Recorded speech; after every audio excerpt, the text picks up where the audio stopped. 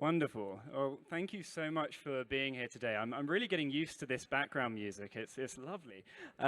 So look, welcome to our panel, which will cover the critical role of public policy in growing the global quantum economy. Now, yesterday I did a panel where I was trying to work out how many people in the audience knew about quantum. So we're going to do this today. If I can kindly ask, those of you who have now heard of quantum, can I see hands? We are in business. Look at that. That is a massive improvement from yesterday. So we're gonna dive in. We're gonna have a wonderful conversation. So we're gonna cover three things. We're gonna be covering the current landscape of national strategies. We're gonna talk about how to structure policy without stifling innovation. And we're going to talk about how quantum aligns with other deep technologies. Now, I'm very lucky today, and you all are, to be joined by two thought leaders who have not just opined on quantum strategies, but helped define the quantum strategies globally, both in Europe and the Americas. So firstly, I'll introduce Dr. Neil Abroug, who is the head of quantum at Inria and was previously the head of the French National Strategy. Please introduce yourself. Thank you, Alex. Thank you for the audience. I'm very happy to share what we do in France on quantum. So my name is Neil Abroug. I am currently in charge of the quantum program of Inria, which is a computer science oriented research organization in France. Formerly, like Alex said, in 2018, we began setting up a quantum strategy. I have been part of defining that strategy. I led her for the last 6 years. So happy to share with you our thoughts, why we built a quantum strategy, what is the role of the government, in our opinion, regarding what we have done. So happy to be with you for sharing our experience on that. Well, welcome, Dr. Abroug. And we're also joined by Bridget Carper, who's the Deputy CIO for Architecture, Engineering, Technology and Innovation for the US Department of Energy. Over to you. Thanks, Alex. And thanks for having me today. So I have been with the Department of Energy for 1.5 years, and unlike Alex, I inherited a national strategy, but working on how we implement this across the federal government as well as reauthorize. Part of the areas with Department of Energy is that we do have 17 national labs. So in our federated environment, it's the mixture between me and Washington, D.C. that sets part of the policy and structure, and the innovators and researchers out in our labs that are actually implementing the quantum computing and strategy that is set. So we'll talk today about how we balance that between public and private across the U.S., but then also the world. Thank you so much. And my name is Alex Challans. I'm the moderator today. I'm the CEO of a company called Resonance, and we provide deep tech market intelligence across quantum, but also the other technologies we may touch on today, like AI and space tech. So let's dive in. So I'm going to start pretty high level. And I'm going to ask you, Bridget, what is a national quantum strategy? There's a bunch of organizations that we see. We see government bodies, we see companies talking about having a quantum strategy. What's the US national strategy? So the U.S. current national strategy started again in 2018, so similar to Alex starting in France. And one of the areas that everyone's aware is that we just had an election. And so part of what's interesting is that quantum scales across, there's no political landscape. The current strategy started in the previous Trump administration, and then we had a different CHIPS Act that came under the Biden administration. So both are showing the complexity of why quantum is important. And for us, it's interesting because it's showing that we should research in it. We should put resources, whether it's funding, plus our students to focus on those stems of how we can use the capabilities, but what we don't know. And so part of it is challenging, not just the federal government, but our state and local and our private entities to come up with ways that we could leverage the quantum, but also what we can do for defense and offensive ways that we haven't thought of in the past. So our strategy over the last few years have been different ways to partner, different tools, different initiatives across that we're able to leverage. Oh, thank you so much. And one of the things I always note when I see the kind of creation of these strategies is the number of stakeholders you need to manage. It's very complex, isn't it? Now, I want to hear from Neil that you helped build the French national strategy from the beginning. What does that practically look like? You know, what are the meetings that are happening? How does it even get started? I'd love you to share with the audience today your experience. So when we started thinking about a quantum strategy, there have been already national investments in quantum, in research for sure, but also from the Ministry of Defense on sensing, which are the most mature technologies in quantum technologies, because quantum technologies covers for sure quantum computing, but also quantum sensing, quantum communications, and a lot of other technologies that are related. What we try to do is to have a sort of coordination between all these departments. The Department of Research, Defense, Economy, all the investments we had in the government and the new investment we decided, we tried first of all not to replicate things. If someone already invests on one type of technology, trying to accelerate on those investments and not duplicate them. The second thing is to do complementary things. Typically, if the Ministry of Defense developed already the technologies or supported the development of technologies, the Department of Economy supported the research on new application of these technologies on the civilian side. That's a way to have this coordination between the different departments. And we have worked with all our national research organizations, like CNRS, Inria, or CEA, which is the National Energy Institute. All of these work together for developing the technology, doing research on what companies cannot do yet by themselves. There are still open scientific questions. That's the role of government to fund this R&D. And being also the first client, trying to build to buy the first prototypes for research for sure, and one day maybe also for concrete application from the different departments. Yeah, it's very interesting. I mean, it's quite a particularly interesting time in the US right now, isn't it, Bridget? So it'd be good to kind of dive into that, specifically as it pertains to current policies. So there's going to be a lot of change over the next few months. Where does the national quantum strategy stand in the US, given the current political changes? We envision that it's going to continue in some manner, and the parts that is unknown is like what level of compliance. So right now our initial strategy did end at our fiscal year 23. So for this year, we have been working on how to reauthorize that. How do we still continue the great work that has started?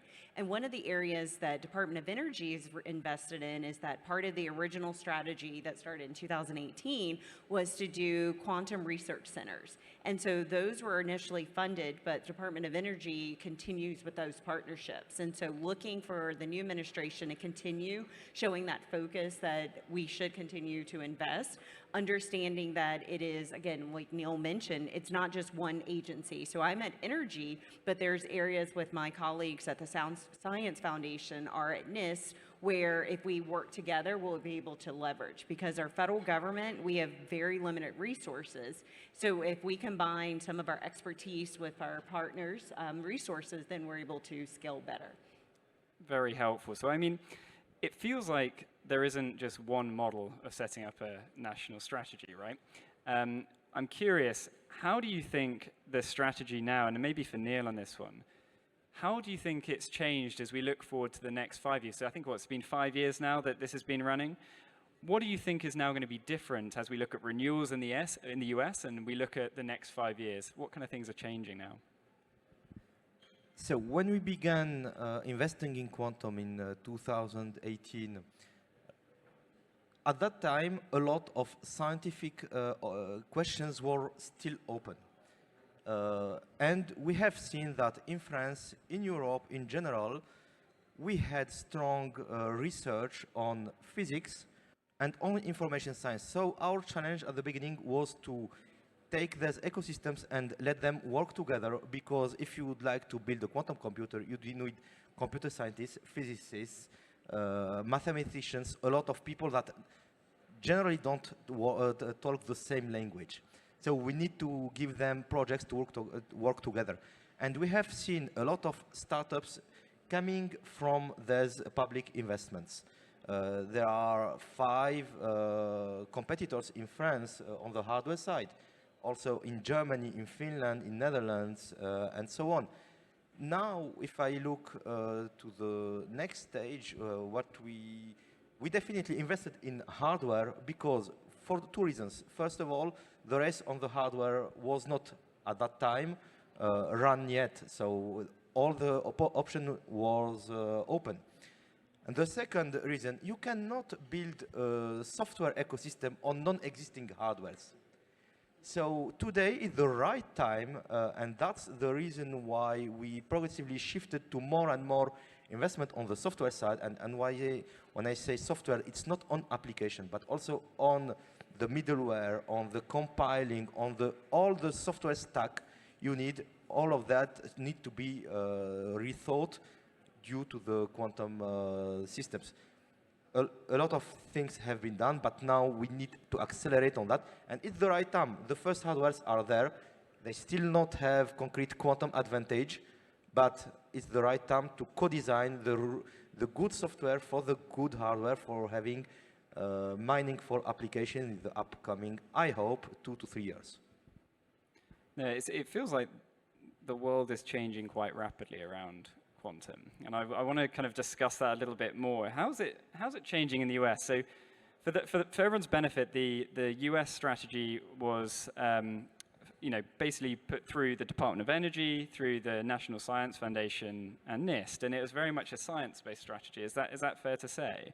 Now it feels like there is a increasing push towards commercialization through the tech hubs, and we've seen the Chips and Science Act. Can you give the audience a flavor for the kind of the changes that are happening in the economy at the moment? Yes, we're looking at it not just from the research and development standpoint that every federal agency should be involved. And so that's expanding from transportation, us focusing more on the energy sector, but realizing that it's not limited just to those 3 agencies because the benefits of quantum could scale across everywhere. And so that's one of the changes in our 24, now in our 25, is how do we include other federal agencies in this so that they don't see it as just a research. It sees it as a overall benefit that we can all use. And one of the examples I can say that we've looked at in Department of Energy is around the physical grid analysis. And how do we leverage and have like sensors to be able to help with energy development and any changes? That correlates over with cybersecurity and how we could use that not just for the grid. If we can have that as a proof of concept, it could scale over our airports and different other assets that we could protect. So we're looking at it as more of a community outside of just the research and development areas right now. So it's really building on like how many stakeholders are looking at this from it's getting bigger, yes. Different angles, right? There's a word that I keep hearing over the last year, and I'm going to call it like the word of 2024 for quantum, which is the global quantum economy, the phrase. Now, can you maybe, Neil, like dig into, obviously you've moved from the kind of government side into looking at the software side. What do we mean when we're talking about a quantum economy?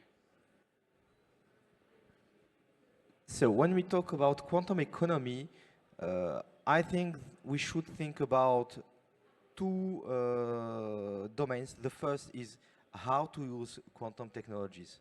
So in our belief is that any company or any lab that invests in simulation or in big calculation models like high-performance computing should have some activities, at least beginning with 1 PhD, 1 postdoc at the beginning, just to explore what type of code, what type of applications can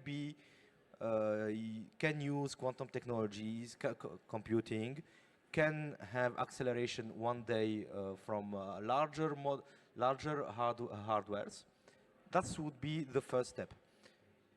On the other side, we still need to build large-scale fault-tolerant quantum computers. That needs not only startups, that needs not only research, but also classical industry.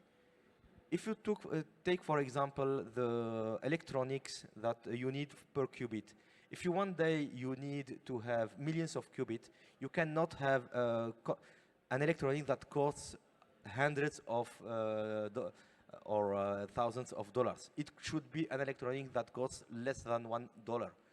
That's an industrial challenge. There you will need also existing companies from from the microelectronics and from cryogenics. All of these companies also participate to this quantum industry, quantum economy. So for me, there are two pillars: the use cases and the development of the technology. Thank you. I'd be curious for your view as well, because when I've been in the US, there's been a little bit of a mindset shift within some of the national labs, for example, of having more of a commercialization focus. Is that a perception that's true, or I'd love to hear the true story behind it?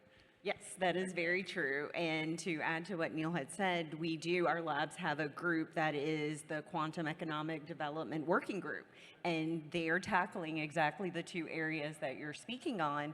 And adding with it is how to attract that new talent. And so a lot of the partners are the academia, because they're looking to start when getting interns in and getting that mindset of, okay, let's look at this.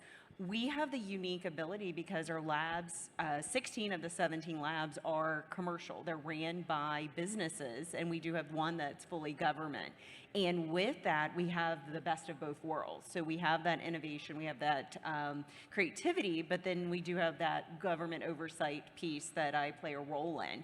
But it's very unique when you hear the different aspects of them speaking, because they are doing the challenge between quantum computing versus the information science aspects and the security. And so they do balance out, but most of the time we let the labs be labs and be creative, and we handle the pieces that we need to separately. Sounds like a delicate touch to, to manage that. So we're going to change gears here. So I want to set a scene of the size of the market we're talking about here. Globally, there's been about $50 billion committed to national strategies. Not spent yet, but committed. Now that spans France, the US, where I'm from, the UK, but there are a number of countries that are looking at this, trying to work out, well, what do we do next? How do we build a national strategy? Should we build a national strategy? Should it compete with AI? What do we do about that? So I would really actually like to dig into that, because you made an interesting point, Neil, when we were chatting around how you would do things differently if you were to start again, because the world has moved on. So if a new country is trying to set up a national strategy for quantum today, what are the kind of considerations they should think about? So if I can share our experience, when we set the French quantum strategy, first of all, we have been looking to what are our strengths, what are our weaknesses, and we tried not to build something from scratch. So typically, if we identified that on some type of qubits, we don't have the existing critical mass of R&D or historical investments, we decided to shift it, saying, okay, maybe other ecosystems worldwide have their own strengths on that.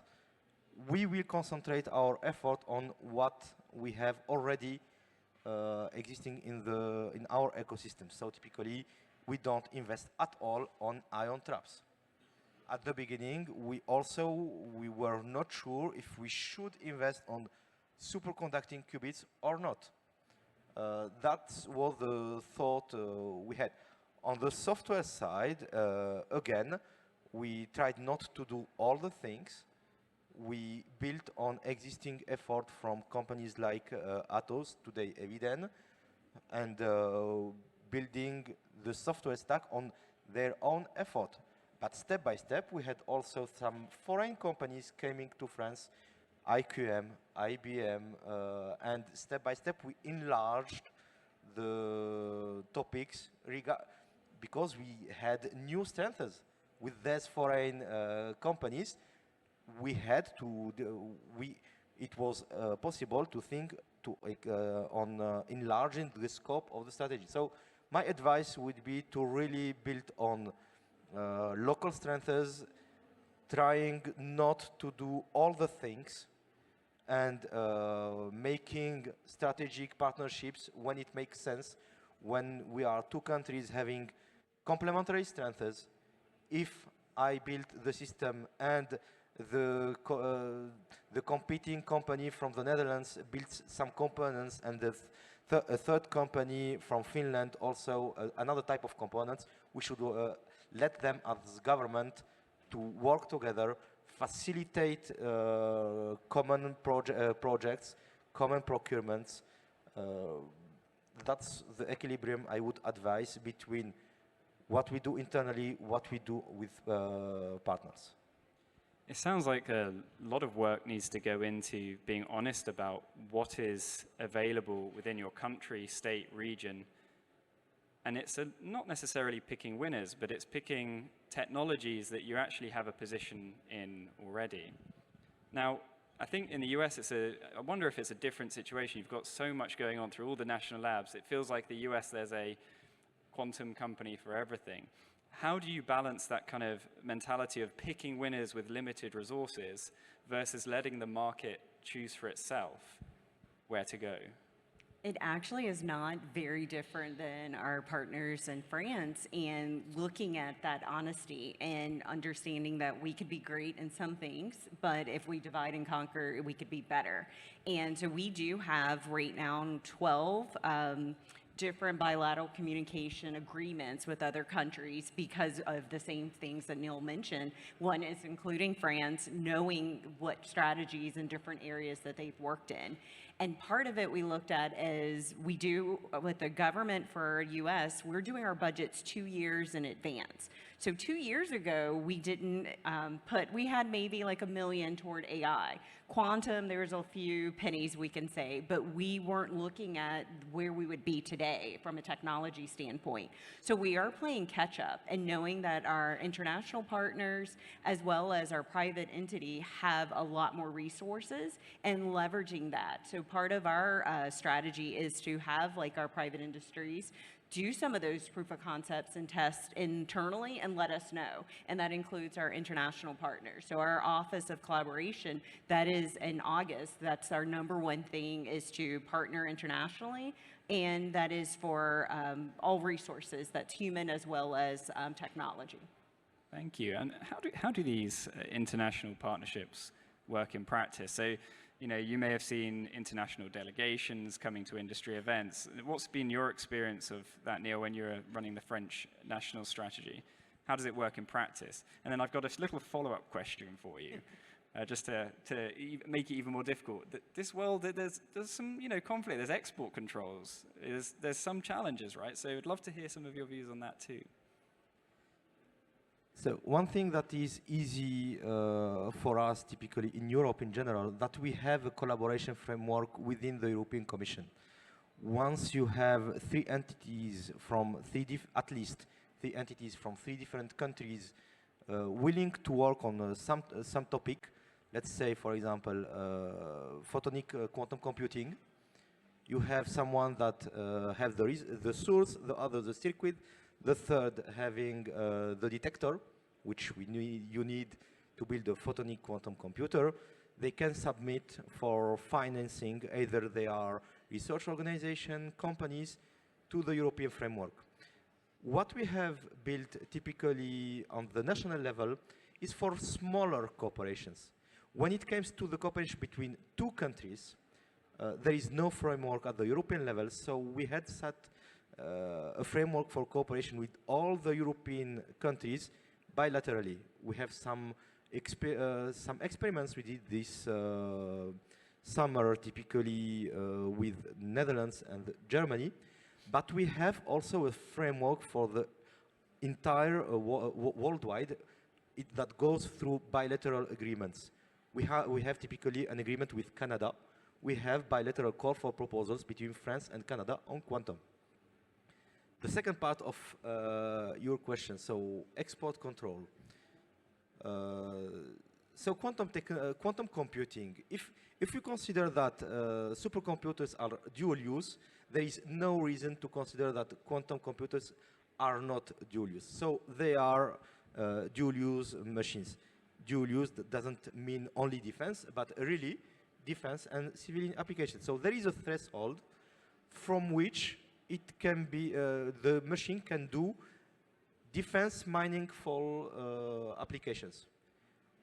we have decided between different like-minded countries to have the same rules. And if I remember, so France, UK, I don't know if US already have set its regulation, but it's the same rule. And the rule is the threshold.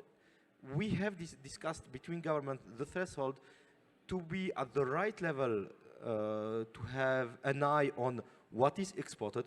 And export control doesn't mean export ban. That means just you need to ask the government for a license to export. And the need for international cooperation, the scientific open questions, the basic research still need, it's how research works. Because if you have a breakthrough, you need another team to try to do the same thing to verify that there is no error in the experiment. And the third one, and so on. You need international cooperation for solving these open scientific questions.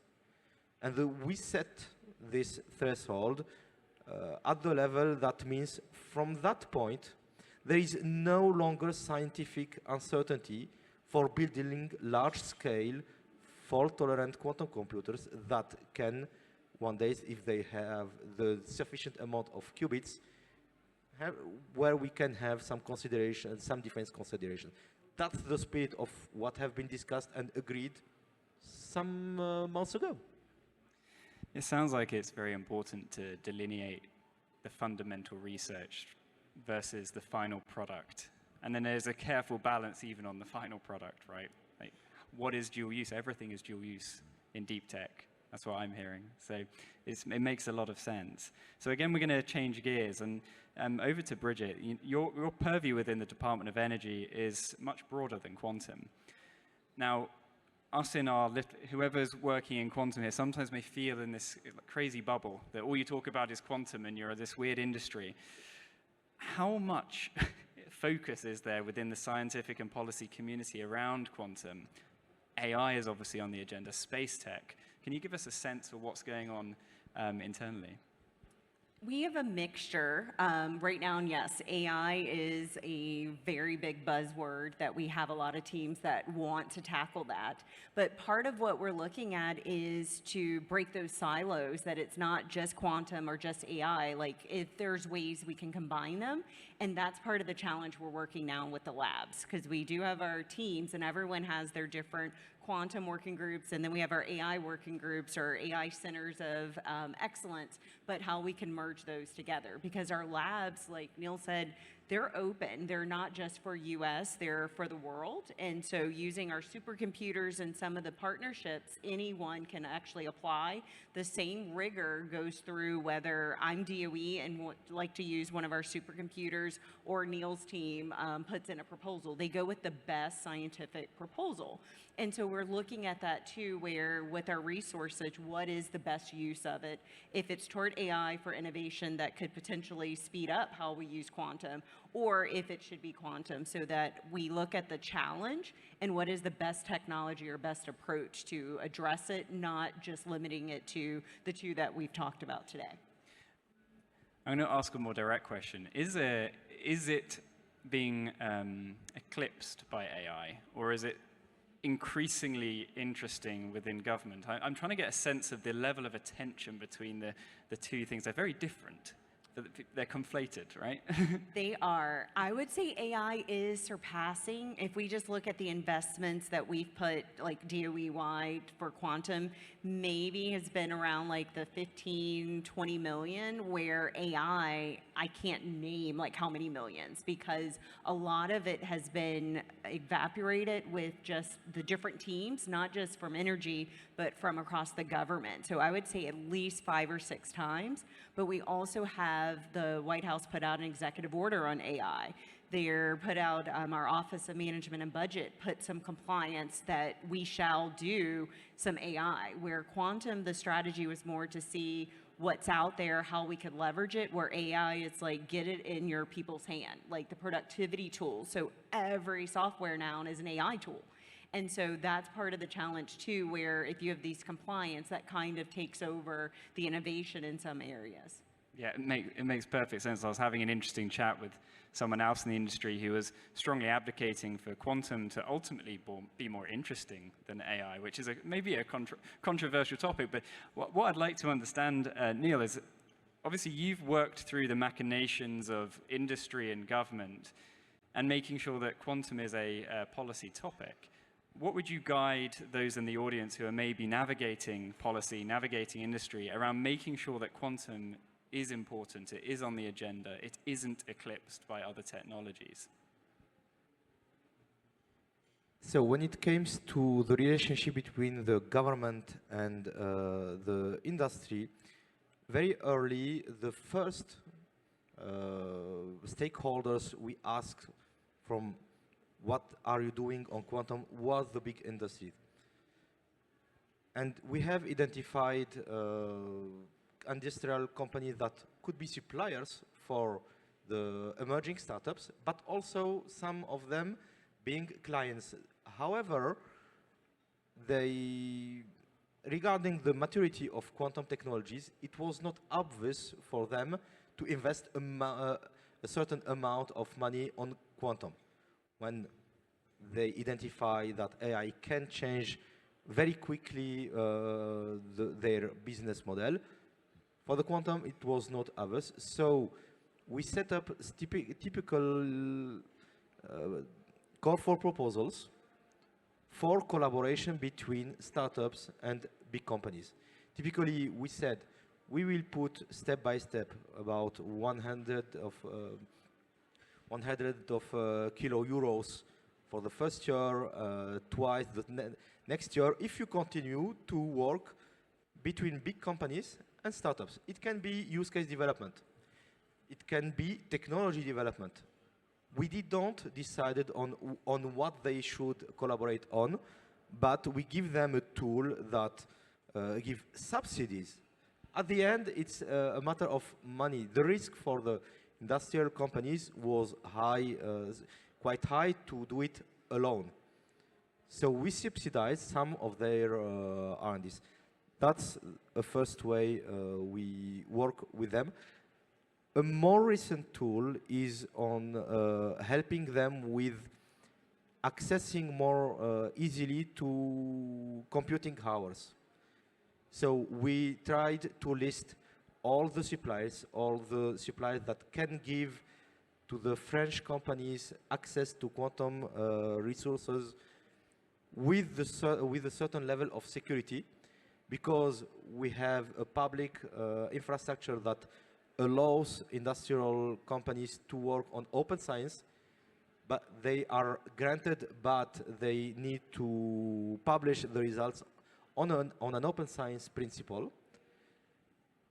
The day they identified an interesting use case and they need to do some confidential research, we no longer subsidize them, because that's not the rule of the way we intervene. However, we help them with identifying the good type of suppliers for the computing resources. So we would now, by the end of this year, what are the list of companies, startups or established one that can give this level of security and confidentiality for the industrial companies. What's your view on that, Bridget? I think you've mentioned a little bit of it. It's more of celebrating some of those wins, because you hear anytime you turn on the news, it's like, oh, like ChatGPT or some machine learning. It's quantum almost marketing what they've done in some of those proof of concepts, or the companies as well, I think could help benefit and put it more in the minds of the policymakers. One of the areas that I found very interesting that we were working on is how to do like synchronization without GPS, and to be able to have some of those capabilities. That's cool. So if you are able to explain that and speak to that language, that's something that I know once we were talking about it, it had that same level of excitement. I think that's one of the areas that we can go forward with, is making quantum more of, not more just research aspect of, okay, that's very scientific, but how real life scenarios can be leveraged by using quantum. I think we've talked a lot about balance here. We've had to balance corporates, the government. We have to balance how we communicate about quantum. I'm sure, and I sit at my dinner table and try and explain to my family what I'm doing, in quantum, I mean, and it's really tough. And so what balance do you strike, particularly with policymakers who don't necessarily have the detail on the quantum? What balance do you strike, maybe Neil on your side, to make sure you're telling a compelling story that gets government funding from taxpayers' money without telling a story which is not true?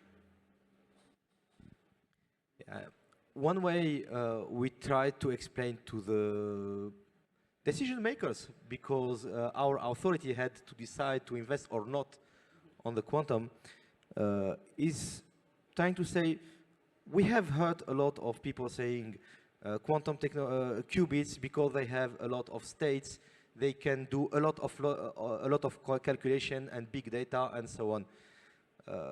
So we try to be more close to the reality without going to explain how a qubit works and the mathematical equations you have inside. So the way we now present things, saying it's a technology that the goal is not to accelerate computation. The goal is to transform some sectors from non-calculation to calculation. So if you take chemistry, simulating chemistry is an untractable problem.